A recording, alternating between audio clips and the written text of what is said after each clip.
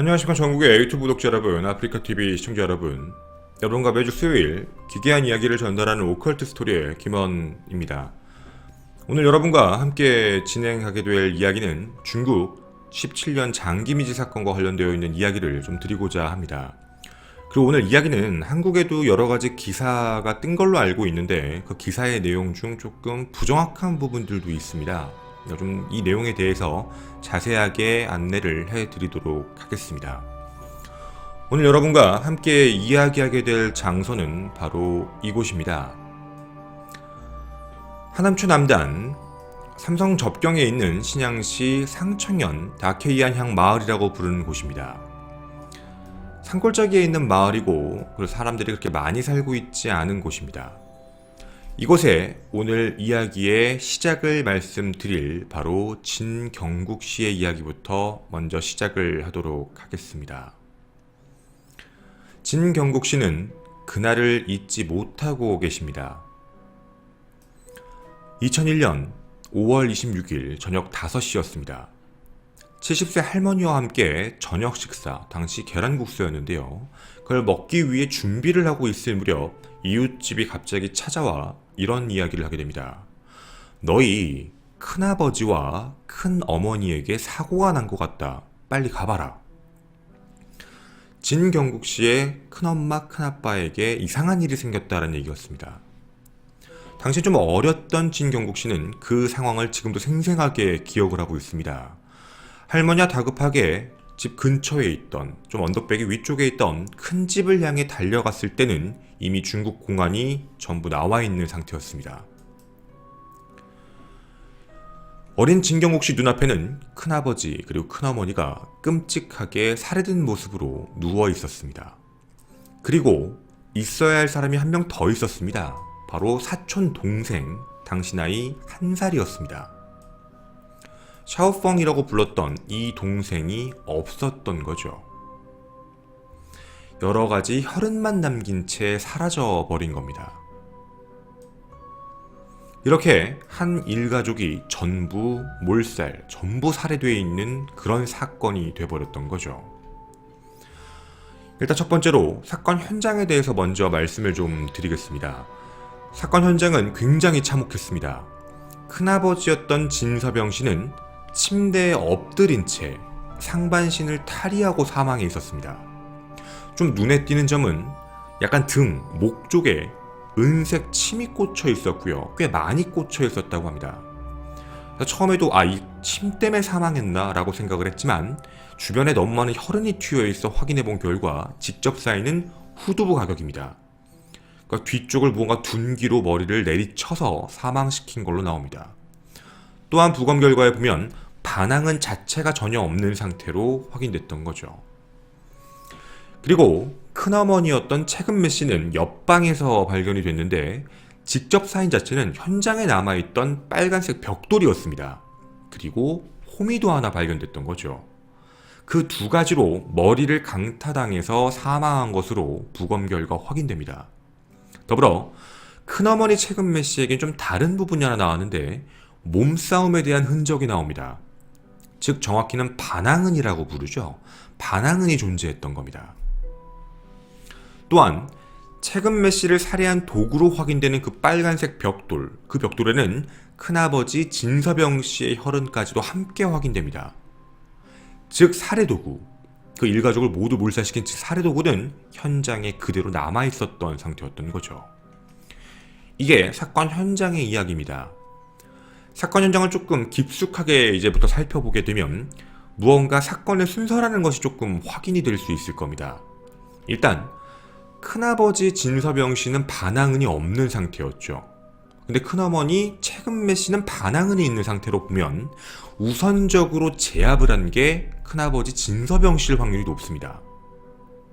왜냐면 예를 들어 반항은이 있는 최금매 씨를 먼저 공격을 하고 난 뒤에 의식이 있었던 진서병 씨는 가만히 있다 갑자기 당했다는 것도 되게 앞뒤가 안 맞는 말이니까 말이죠.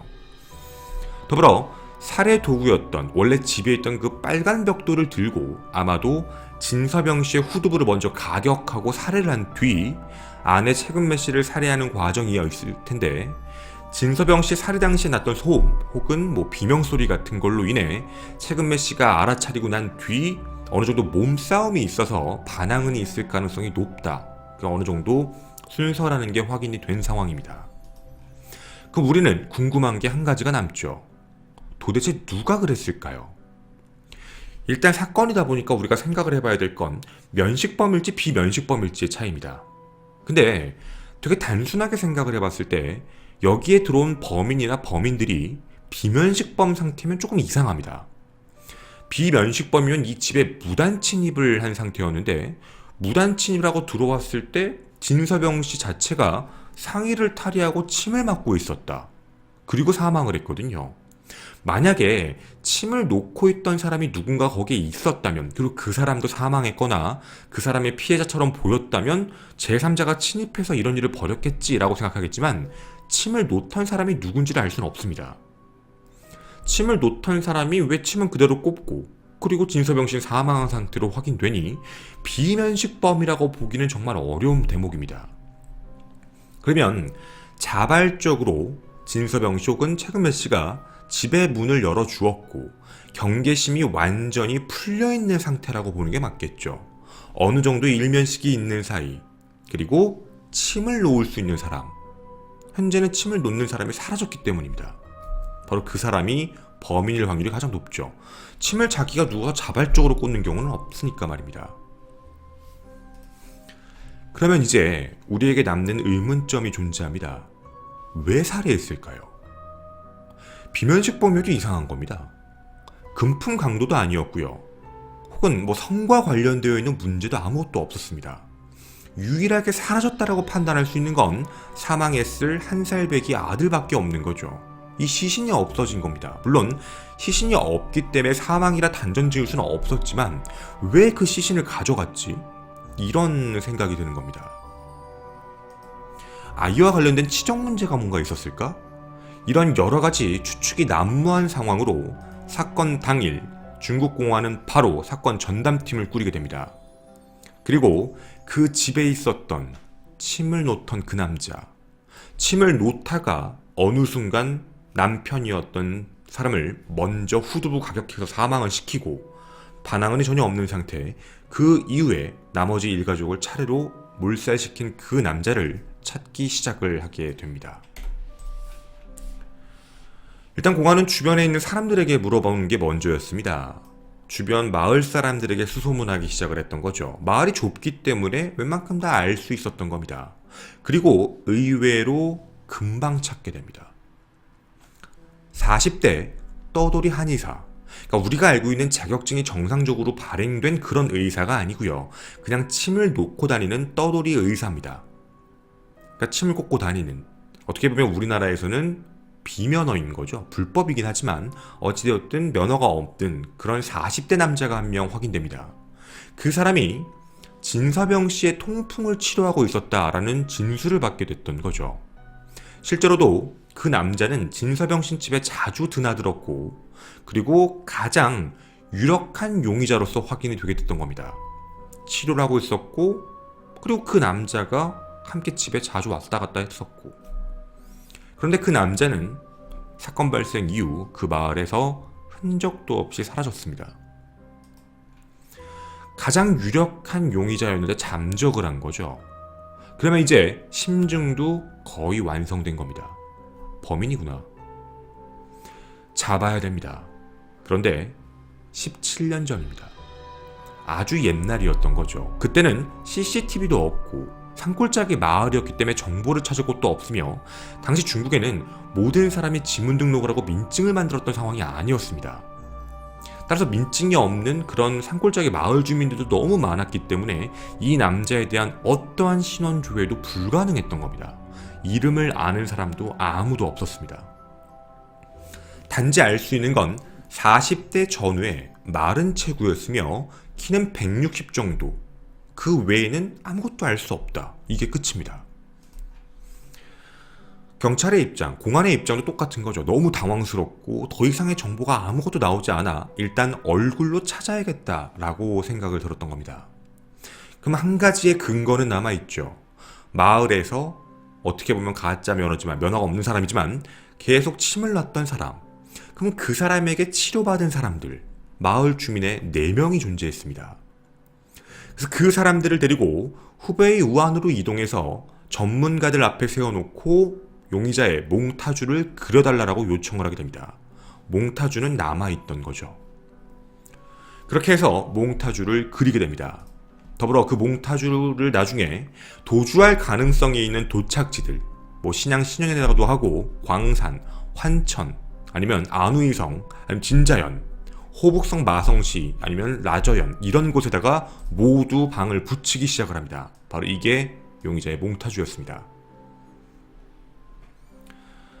하지만 어떠한 흔적도 없는 남자를 단순하게 몽타주 하나만 찾는 걸로는 너무 쉽지 않은 일이었다고 합니다. 그렇게 점점 시간이 흐르게 됐던 거죠. 진서병, 사망한 진서병의 친동생이자 이 사람의 입장에서는 작은 아버지, 그리고 이분의 입장에서는 자신의 아버지죠. 이름 진서우 씨입니다. 진서우 씨는 당시 그 사건이 발생하고 나서 자신에게 뭔가 죄책감 같은 게 있었는지 모르겠지만 모든 일을 그만두고 70대 노모를 돌보며 범인을 찾는 데 몰두합니다. 진국경, 딸이죠. 따님의 기억에는 자신의 아버지 진서우 씨는 늘 큰아버지였던 진서병 씨를 집 앞에서 그리워하고 울고 있었다라고 얘기합니다. 사건 현장의 실제 집입니다.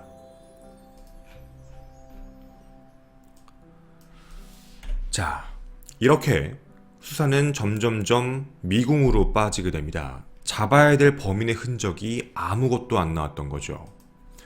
그런데 사건이 난항에 들어가더라도 중국 공안이 이 부분을 절대로 포기하지 않았습니다. 2002년 1월 3일 다시 한번 자발적으로 수사본부를 재설치합니다. 그리고 다시 한번 재조사를 했던 거죠. 그리고 그걸 계속 이어갑니다. 그리고 2004년에는 전국의 영아 사건을 분석하기 시작합니다. 혹시 아이가 나왔을까봐.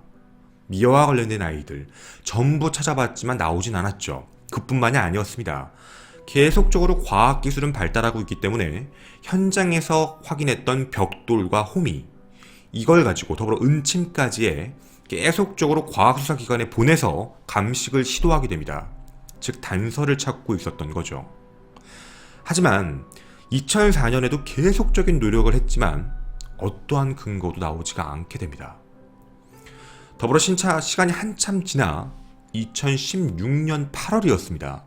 시간이 12년이 지났죠. 또 마지막 수사 2004년 이후 12년 동안 계속 수사를 했지만 아무것도 안 나오자 2016년 8월 중국 공안팀이 한자리에 모이게 됩니다.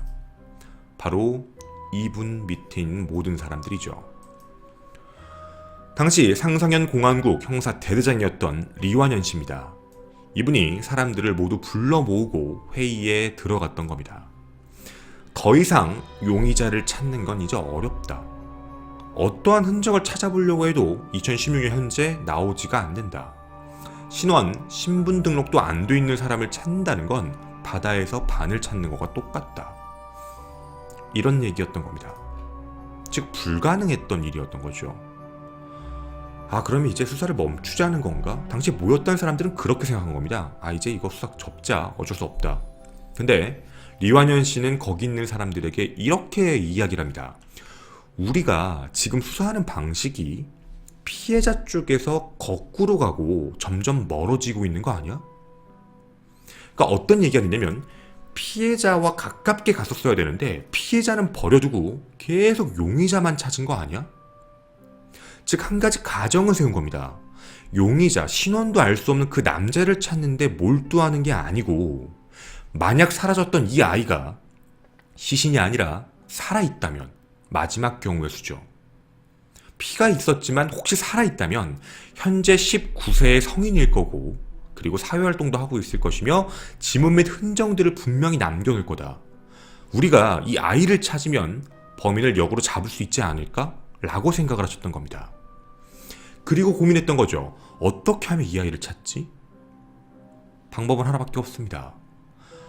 이 아이는 죽은 부모로부터 다시 시작해야 되는 아이입니다. 2018년 여기에 계셨던 리완현 씨는 유족에게 정말 힘든 부탁을 합니다. 바로 관을 여는 겁니다. 즉 죽은 양 부모의 DNA를 채취해서 아이를 찾자, 그리고 설득을 했고 그 부분에 가족들, 유족들은 동의합니다. 그리고 2018년 작년이었습니다. 2018년 5월 28일 관을 열었습니다. 새벽 6시 관을 열고 그리고 감시하고 DNA를 추출한 뒤 그 DNA를 가지고 경찰은 공안은 100여 명에 가까운 사람들을 선별하기 시작합니다.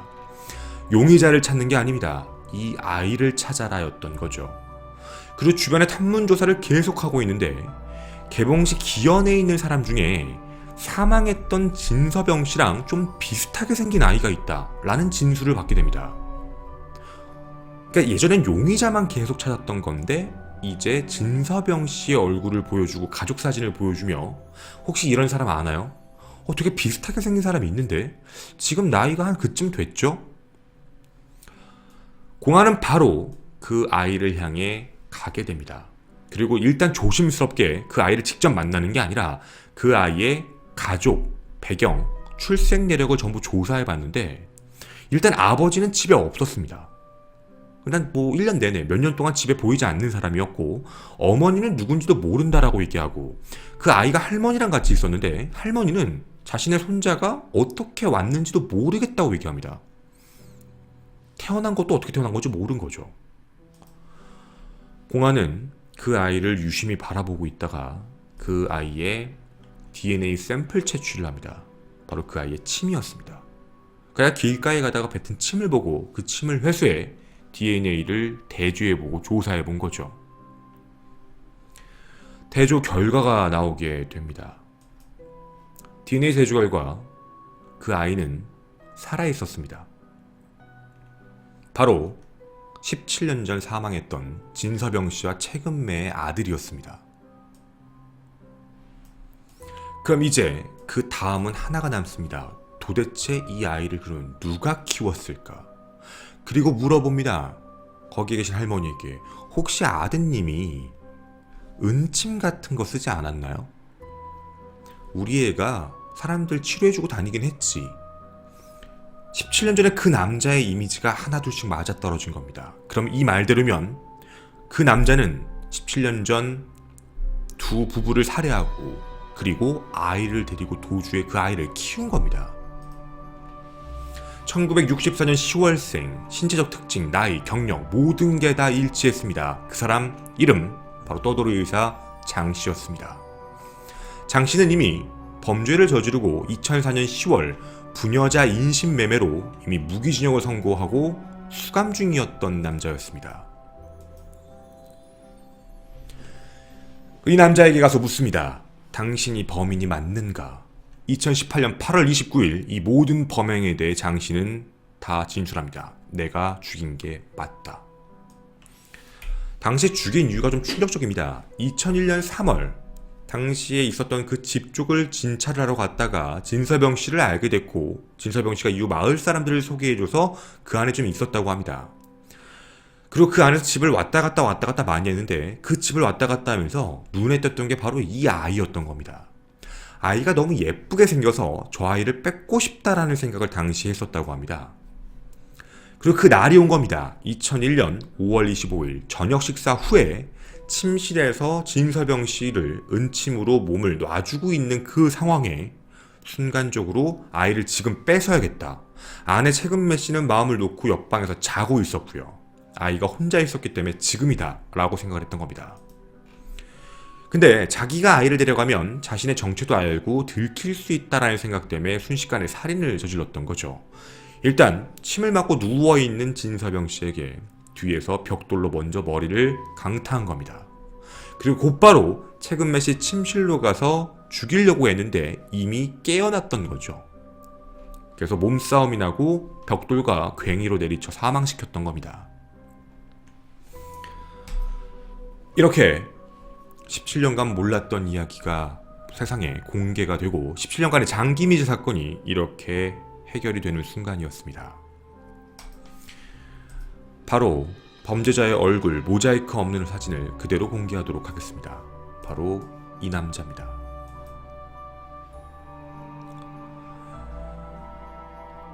모두가 다 마음 아픈 유족들의 입장에서도 불행인지 다행인지 모르겠지만 마음 아픈 바로 그 사건입니다. 그리고 17년이 지나 결국 다시 가족을 만나게 됩니다.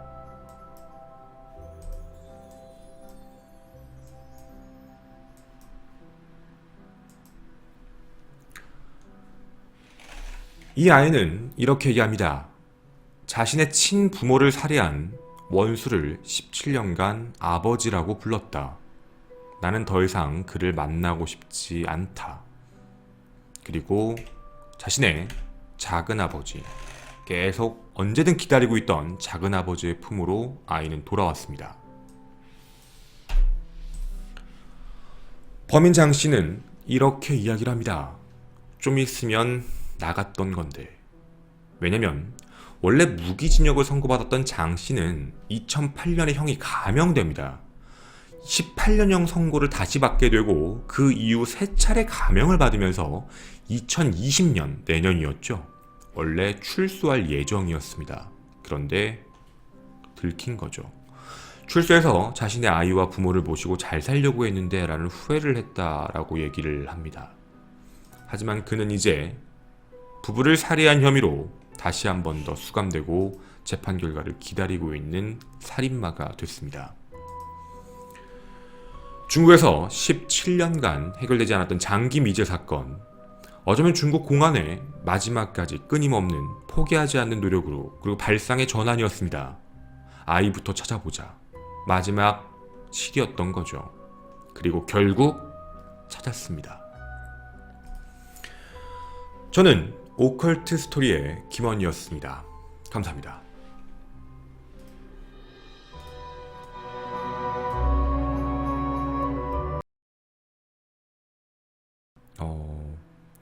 일단은 17년간 못 찾았지만 계속해서 노력해가지고 성실한 모습을 보여줬던 것 때문에 유족분들이 관을 여는 것도 허락을 했고, 그리고 생각의 전환을 돌렸고, 왜냐면 너무 많은 생각을 했고 조사를 했기 때문에 더 이상 이쪽으로는 답이 없다라고 판단을 했겠죠. 그 발상의 전환도 어떻게 보면 이제 신의 한 수였고, 그리고 최종적으로 아이와 비슷하게 생긴 사람이 가까이 살았어요. 그렇게 먼 군데가 아니라서 뭐 그냥 되게 여러 명의 사람을 찾을 확률도 있었는데 생각보다 빠르게 찾은 거예요. 그래서 바로 옆에서 찾아서 이제 DNA를 확인해 봤더니 바로 확인된 거였고, 이런 얘기를 하더라고요. 뭐 공안에 계셨던 분들, 수사하셨던 분들도 하늘에 있는 진병수 질왕 그리고 최근매 씨가 도와준 게 맞다, 도와준 것 같다고.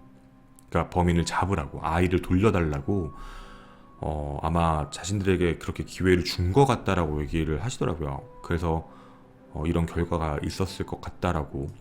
그러니까 진짜로 되게 기적 같은 일이죠.